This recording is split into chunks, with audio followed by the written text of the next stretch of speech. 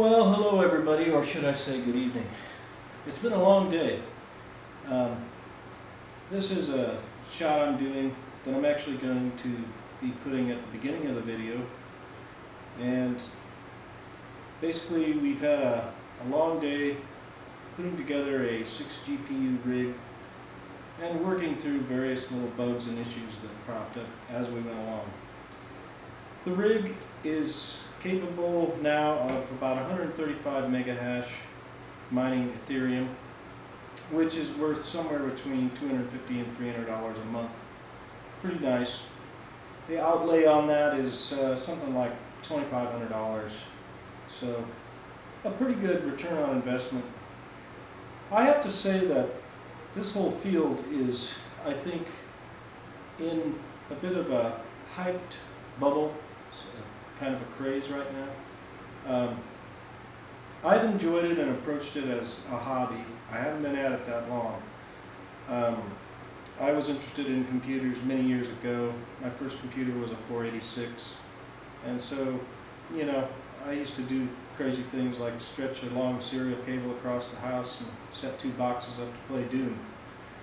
But the time has gone by, things have changed, and this cryptocurrency, the invention of the blockchain, is quite a remarkable thing.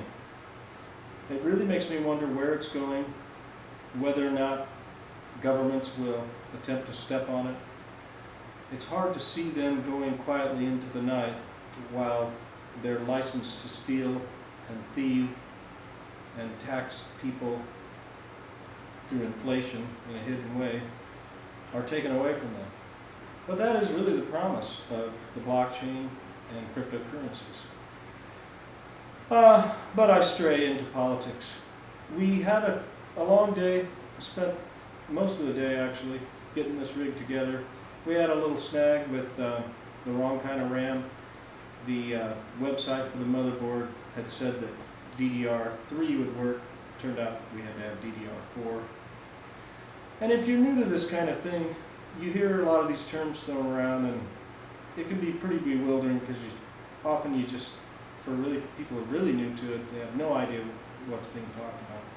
And all I can tell you is, don't be discouraged by that, because if you apply yourself, and particularly if you can find someone to help you in person, but even secondarily, the internet, YouTube, Google, there's just so much help out there these days. It's a way different world than the world of that 486. So enjoy the video. I'll try to put together more on it. There's plenty of videos out there, I know, for building crypto miners. Nothing particularly special about ours, except that I will try to fill in more and more detail, because what I found when I was watching to do my first build was I always had more questions than got answered, and usually they were things that the builders just didn't realize that a new person wouldn't know. So enjoy. Thanks for watching. So John has arrived, and he's brought all of his material to put together a 6 GPU mining rig. Here's a quick look before we open all the boxes. Good morning, John. Morning. So we're starting out with the PCI extenders, sometimes called risers, not to be confused with expanders. And you can see there are 4 little holes on these all around the board. I like to take a small Phillips tweaker and poke these holes out, because we're going to use them for mounting the cards to the frame like that. And the foam seems to provide adequate insulation. You do want to be aware of and pay attention that there are some points coming through the card that could potentially make contact with this frame. I'm trying to peel this back so you can see it. That's what I'm talking about right there. So you want to be aware of that when you strap this down. that that's not going to be an issue. Okay, so it's Dave here, back again. Now, if you were wondering about the frame that we've got for this, it works out really nicely. John's opted for the matte black. As you can see, I've got the ivory. I do like the painted versus the chrome because at least it offers some level of insulation should something short out to the frame, which you should take care to make sure doesn't happen anyway. But these guys are available, and there's a picture of the box it came in. Home Depot, they're about $22, I think. So that's the story on the frames. So once again, just a shot of the material we have to put together this morning. You've got the 6 NVIDIA GTX1060s. That's a 6 gig card. And the size of the memory does matter. Size matters.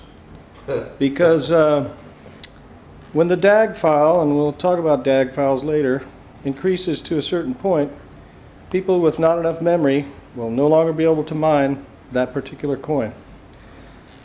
So I'm going to focus for a minute on this power supply. These were on sale at Fry's. They were a good deal for a 1,000-watt supply. There is one issue with them, with the cording, and we're going to get this out of the box and take a look at that. So while John's over here securing his risers, extenders, whatever term you'd like to use, we're about to unbox this power supply that he's bought and take a look at the cordage in here, because there is an issue with this cordage. So as you can see, it's pretty nice. The user's manual doesn't have a whole lot to say. There's like one sheet that's in English. The one that I've got running, I've had no problems with it, but the one issue that I was going to talk about has to do with the way they have configured their cords. So here's the issue. These cords are the ones that come from the power supply and are going to give your plus 12 and ground the main power really to your GPUs. So where they split at the end here so that they can feed 2 devices, they've only given you 4 inches. So that's my one complaint about this particular supply. That really needs to be longer. So what I do is cut them apart, solder in some extension, put it all back together. So I'm starting to unpack this power supply. I thought you might need to see, or want to see, here is where all of these cords plug in to feed your various peripherals and devices. And you can just see, like this particular cord is to feed the GPUs. And it's actually labeled. I don't know if you can read that label. GPU it says. And it just plugs in like that. I'm going to unplug it because we're going to have to cut these and solder an extension in. So John is moving right along, getting these risers secured on the second shelf of this frame. And I gotta say, I've been really happy with this frame. You can see that you have, even after they're secure, you can adjust these around wherever you want them. And they're still quite secure.